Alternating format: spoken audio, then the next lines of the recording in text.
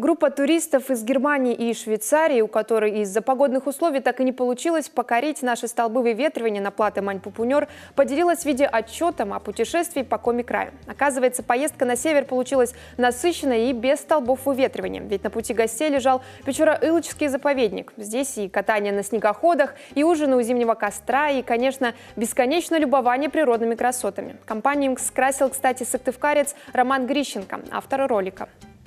Так что мы довольны, в принципе. Добрались, не замерзшие, не голодные. Никто не заболел, так что все удачно. Руки, ноги целы, кости целы, носы ветками не побиты, царапин никаких нету. Так что все отлично, нас здесь замечательно встречали.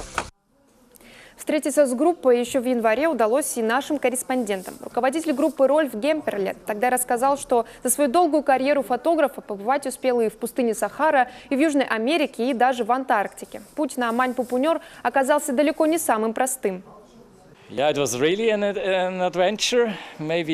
Это было настоящее приключение. Может, мы ждали, что это будет попроще, но оказалось достаточно сложно. С буранами, санями нужно было очень много толкать. Бывало, искали путь, потому что мы оказались в этом сезоне первой группой. Так что было достаточно трудно.